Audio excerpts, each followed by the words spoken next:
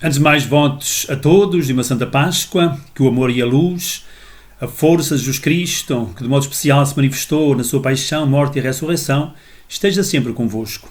Sou o Padre Manuel Pedro, gostaria de vos falar de um sacramento muito importante, do qual, de certo modo, gira toda a vida da Igreja, que é, precisamente, a Santíssima Eucaristia, que é o maior dom que Nosso Senhor Jesus Cristo deixou à sua esposa, a Igreja. Quando falamos da Eucaristia ou da Santa Missa, entendemos que é o próprio sacrifício do corpo e do sangue do Senhor Jesus que ele instituiu para perpetuar o sacrifício da cruz no decorrer dos séculos até ao seu regresso, confiando assim à sua Igreja o memorial da sua morte e ressurreição. É o sinal da unidade, o vínculo da caridade, o banquete pascal em que se recebe Cristo, a alma se enche de graça e nos é dado o penhor ou a garantia da vida eterna.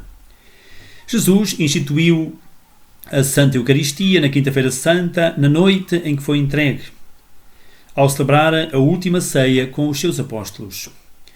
O Evangelho indica-nos claramente como se operou essa instituição. Como, pois, o Senhor amava os seus, amou-os até ao extremo. E para lhes dar desse amor uma admirável caução divina, sabendo que chegara a hora de partir deste mundo para o Pai, consumou o mistério, a fim de que jamais se apartasse dos seus, e fê-lo por um recurso inexplicável que transcende todas as leis da natureza. Com efeito, depois de celebrar com os discípulos a ceia do Cordeiro Pascal, para que a figura se desse lugar à verdade e a sombra ao facto concreto, tomou ele o pão, deu graças a Deus, benzeu e partiu, distribuiu aos seus discípulos, pronunciando as palavras: tomai e comei, isto é o meu corpo, que vai ser entregue por amor de vós. Fazei isto em memória de mim. Depois tomou nas suas mãos o cálice do vinho e disse-lhes: tomai e bebei todos, este é o cálice do meu sangue, para a nova e eterna aliança, derramado por vós e por todos para a remissão dos pecados. Fazei isto em memória de mim.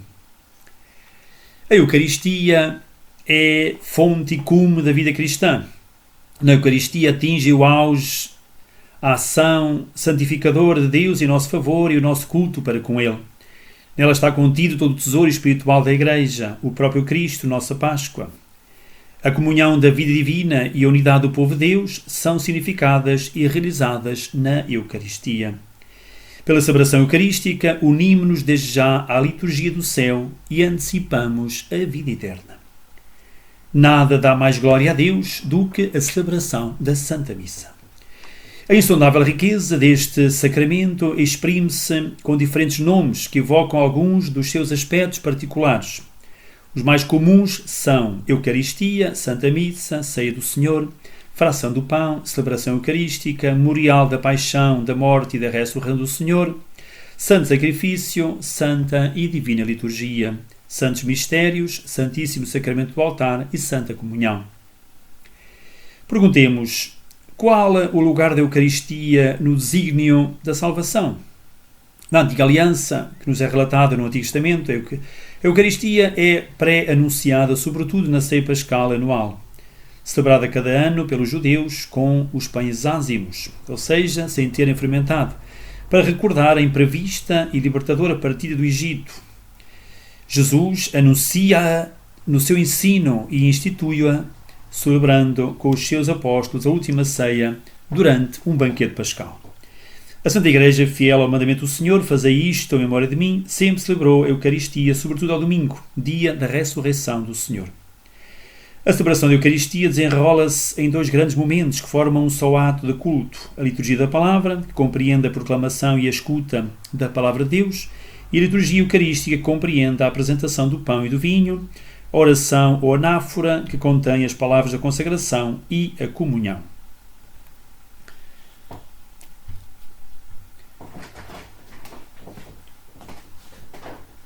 O ministro da celebração eucarística é o sacerdote, bispo ou padre, validamente ordenado, que age na pessoa de Cristo, cabeça, e em nome da Igreja. Os elementos essenciais necessários para realizar a Eucaristia são o pão de trigo e o vinho da videira.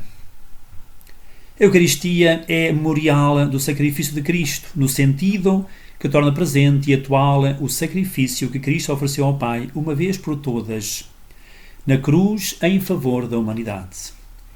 O caráter sacrificial da Eucaristia manifesta-se nas próprias palavras da instituição: isto é o meu corpo, que vai ser entregue por vós. E este cálice é a nova aliança no meu sangue, que vai ser derramado por vós. O sacrifício da cruz e o sacrifício da Eucaristia são um único sacrifício. Idênticos são a vítima e aquele que oferece, diverso é só o modo de oferecer-se. Cruento na cruz, ou seja, com derramamento de sangue, incruento na Eucaristia, sem derramamento de sangue, mas é o mesmo sacrifício. Perguntemos de que modo a Igreja participa no sacrifício eucarístico. Na Eucaristia, o sacrifício de Cristo torna-se também o sacrifício dos membros do seu corpo. A vida dos fiéis, o seu louvor, o seu sofrimento, a sua oração, o seu trabalho, são unidos aos de Cristo. Podemos dizer que quanto melhor for a nossa vida no dia-a-dia, ou seja, quanto melhor cumprirmos a vontade do Senhor, melhor é a nossa oferta e mais e melhores graças recebemos do céu.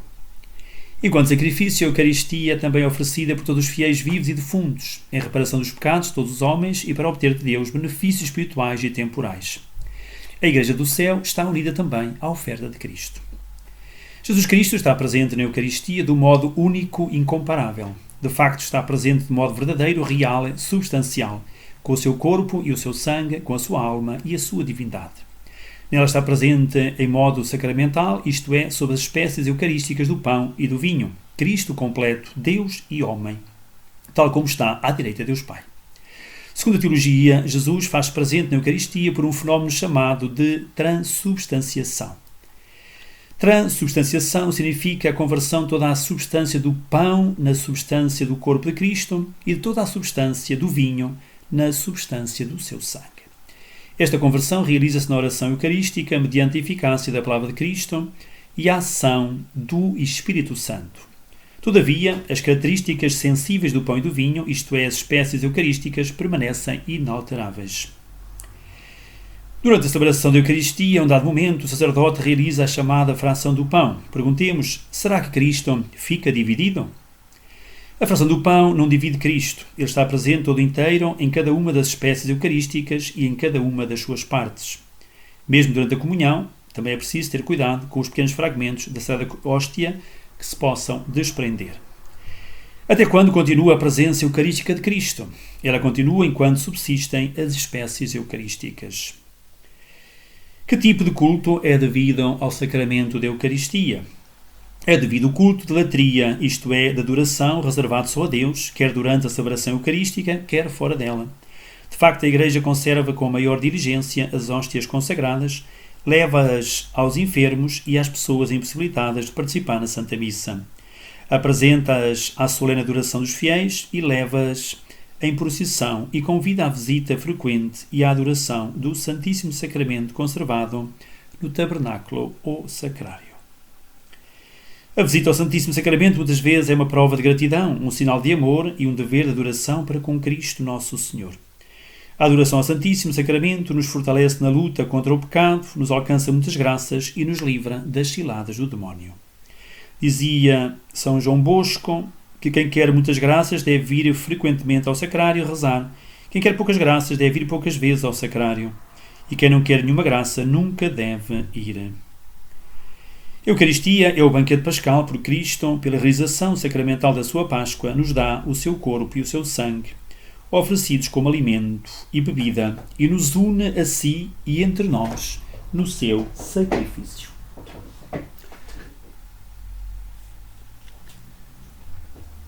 O altar tem um significado, é o símbolo do próprio Cristo, presente como vítima sacrificial e como alimento celeste que se nos dá. Por isso o altar é o lugar do sacrifício da cruz e é também mesa eucarística. A Igreja obriga os fiéis a participar na Santa Missa cada domingo e nas festas de preceito, que em Portugal são as seguintes: primeiro dia do ano, dia do Corpo de Deus, sempre uma quinta-feira após a oitava de Pentecostes. É um dia variável, como nós sabemos. A solenidade da Assunção de Nossa Senhora, que é a 15 de agosto, a Imaculada Conceição, a 8 de dezembro, e o dia de Natal, a 25 de dezembro. Recomenda também a Igreja a participação na Eucaristia também nos outros dias da semana. Não por obrigação, não temos essa obrigação, mas por devoção. É de facto um excelente exercício de piedade cristã. A Igreja recomenda aos fiéis que participam na Santa Missa que também recebam com as devidas disposições, ou seja, em estado de graça, a Sagrada Comunhão, prescrevendo a obrigação de a receber ao menos pela Páscoa, que faz parte de um dos mandamentos da Santa Igreja.